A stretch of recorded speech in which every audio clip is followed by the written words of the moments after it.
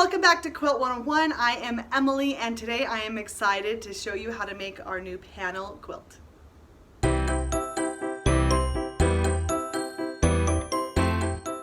I am so excited about today's tutorial because we have a new pattern for you. This is our new panel pattern, and what is great about this is that it uses panels by Art Gallery Fabrics. Now, panels at Art Gallery are so much fun because they come on a 1-yard bolt, and with each yard cut, you get six different prints. This is from their new Pacha collection. Look at these adorable llamas. So cute. Today I'm going to take you along with the spooky and sweet. So this is a Halloween collection. Now what is so much fun about these panels is that a lot of people use them to make pillows, or to make handbags, or to even frame and to put them on the wall. But we're gonna make a quilt out of it. And this is the perfect size quilt. It is 57 by 49 inches. So it's perfect for just like an individual, like a lap quilt, throw over your blanket. You can even use this as for like a toddler's crib. It's awesome. We love this size and it's super easy to put together. The panels are so much fun. We do offer these in our pre-cut quilt kits, and yes, everything comes completely pre-cut, all ready for you to go. So as soon as it arrives at your door, you can take it straight to your sewing machine. We do all the hard work for you. You get to just do the fun part, which is the sewing. So stay tuned for this tutorial as we take you along on how to make this fun panel quilt. So the first thing that we are going to do is we are going to lay out the quilt top on the floor. Now I don't have any of the borders on it right now because you'll sew those on later, but what we're going to do now is just lay out all of these rows, because now we're just going to stack all the rows together. And then I'm going to take, these are the Marilee's numbered pins. You guys, these are the best. We have them on our site, but they're pins that have numbers associated. So I'm just going to go and stack up all of the rows, and then I'm going to put on the top left piece of fabric, like I'm going to number it 1, 2, 3. So I'm going to go ahead and do that now, and we can get sewing.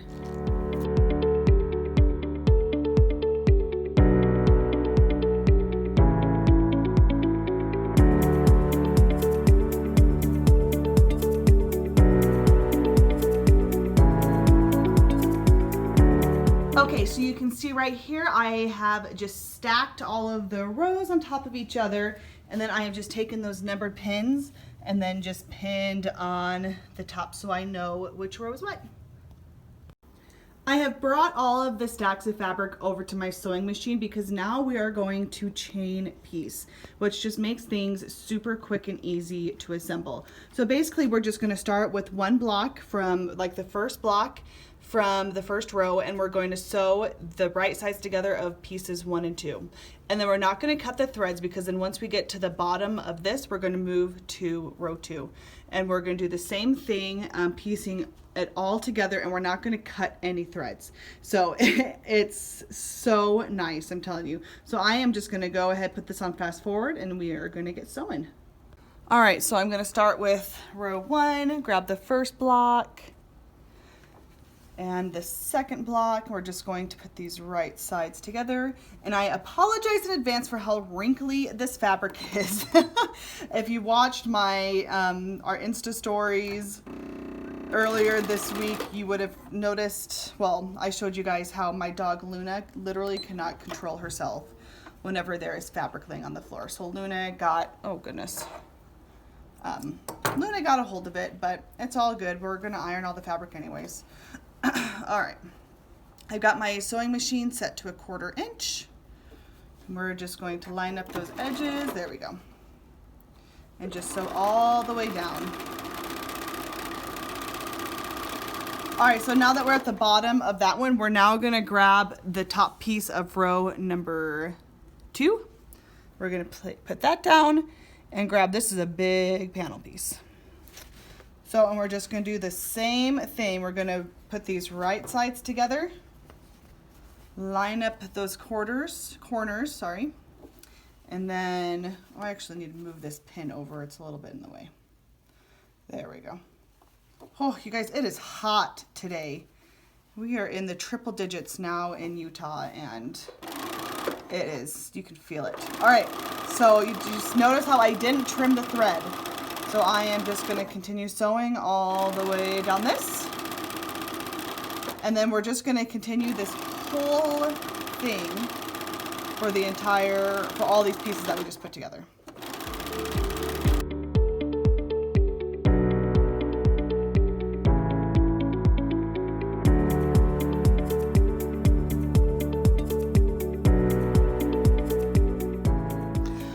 Okay, so I just finished sewing the last row, which is row 5, and so now I'm going to cut the thread, and I am just going to pull it all, ow, poked myself, all the way to the top. Ow! Whoever says quilting is not dangerous has obviously never sewn before. These pins will get you. Okay, so here we are back number 1, and so now we're going to start with this second block, and we're going to grab the next piece in stack 1, and we're just going to put those right sides together, line up those edges, and we're going to sew down this, and we're just repeating the same exact step. So now I'm going to open, here's row 2, I'm going to open that up, and I'm going to grab the next piece in row 2 in the stack, and we're going to sew it.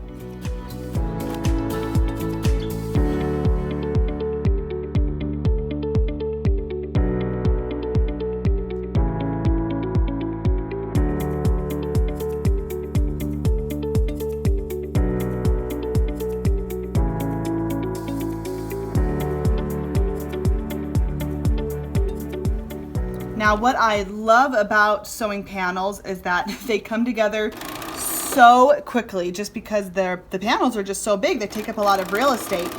And so we came up with this pattern and so that we can really take advantage of these gorgeous panels. Now, different fabric companies, their panels are all kind of different sizes.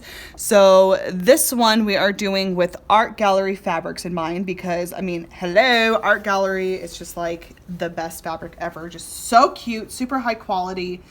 And our customers love Art Gallery. They always go crazy. And so we did this pattern with Art Gallery panels in mind. And we are just so excited to offer this because panel quilts are kind of, or at least patterns are kind of hard to find. And we personally think this is a nice modern take on using panels.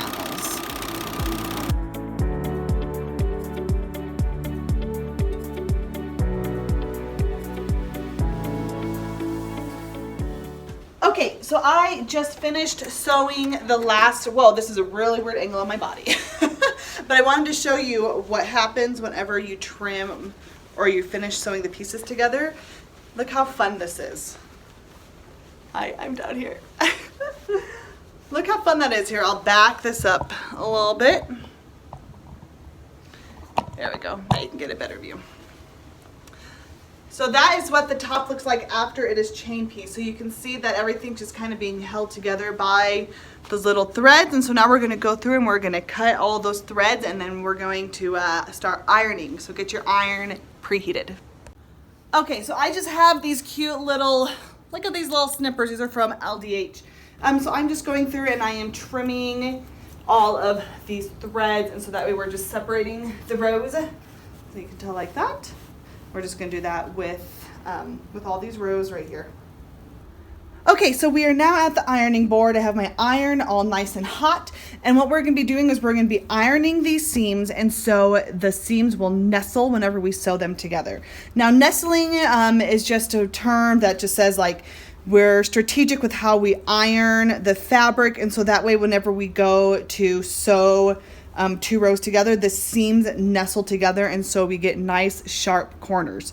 It is so nice. So one of the reasons why I numbered my rows is because for all of the rows that are odd, I like to iron them starting from the pin side. Now you can do whatever method you want, but this is the method I've used for years and it helps me remember. Okay, and so then what we're gonna do is because this is an odd row, I'm going to start with the side that has a pin, and then we're going to lift the fabric up, and so whenever we get to a seam, it kind of creates a right angle, and then we're going to press the seam down.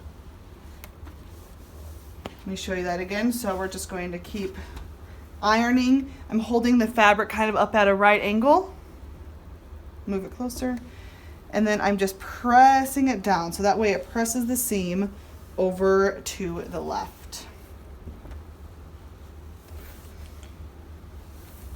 And so like whenever you turn it back, you can see all of the seams are going that way. All right, so now I'm going to grab I'll grab an even row, which is going to be the ones with the big panels on it. Okay, and we can see right here, this is row 2. And with row 2, I like to do it the opposite. And so this is the side with the pin on it. And so I am going to start ironing on the opposite side. So odd rows, I iron starting with the pin. Even rows, I start ironing on rows opposite. Now this is a big block, so I'm just gonna actually just set this seam real fast. But we're just gonna do the same thing. We're going to take the fabric, and hopefully you can see this, and I'm just pressing it over to the left. And these seams, whenever we go to piece them together, they're gonna be going the opposite way. And so that way, whenever we piece them together, they nestle right on top of each other, so the seam is really flat. And that is exactly what we want. So I am just gonna continue ironing, pressing down all these seams so they're going the right way. And then once I have this done, we're gonna start sewing all the rows together, and it's gonna start coming together super, super quickly.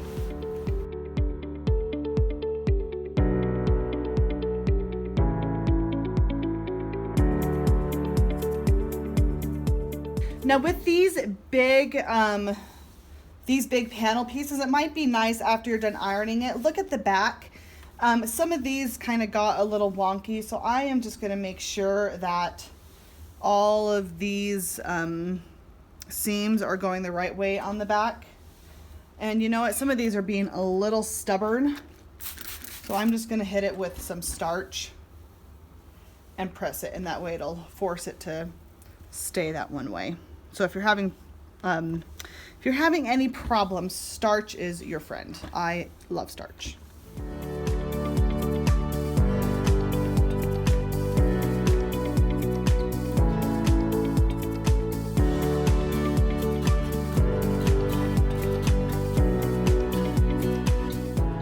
Fall is hands down my favorite time of year. I definitely prefer cooler weather over hot weather. I know I'm weird about that, but that's one of the reasons why I love living in Utah, is because I really like the cold.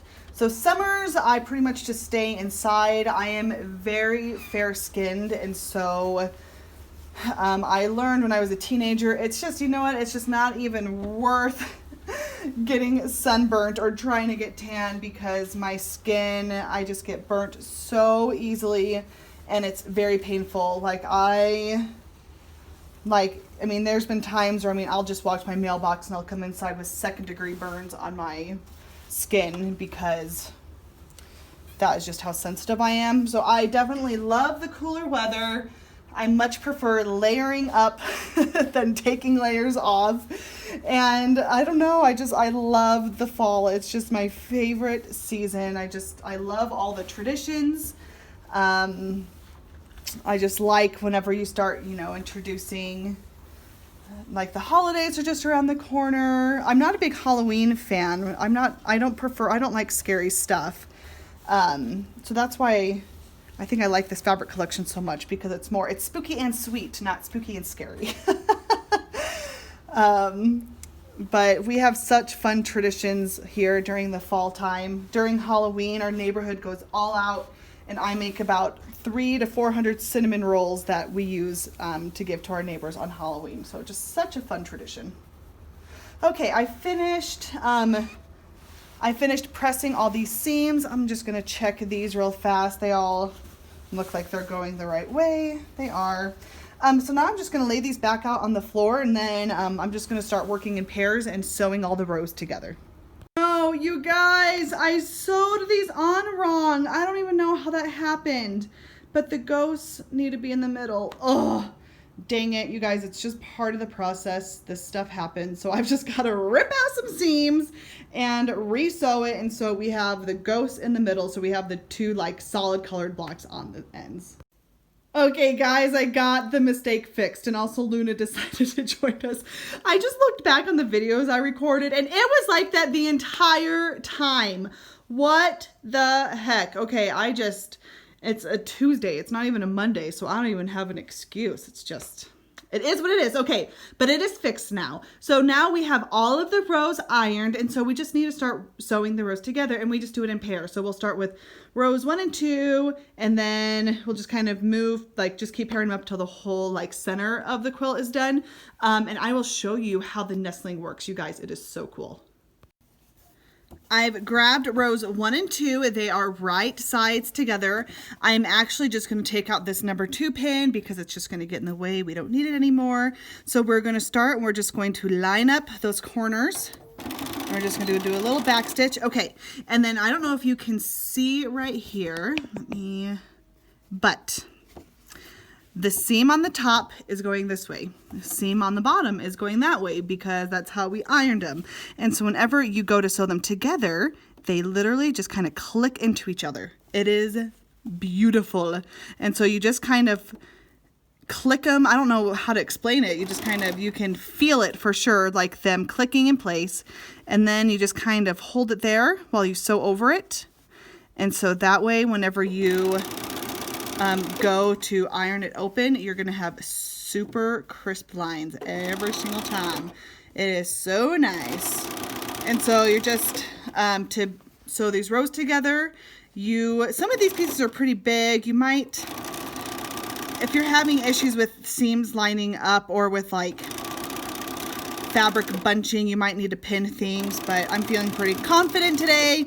I don't know why, because I've made so many mistakes already, but I'm just gonna go for it. And so you're just gonna keep sewing until you get to the next seam. And then what's so nice is like, so I have the seam right here. And so in order to like get these lined up, I can just go ahead and click these in place, get those seams nestled together right now. And then it just like with your finger, it just holds it. It doesn't move. And so I just hold it there. And then I just use that to help guide the fabric through.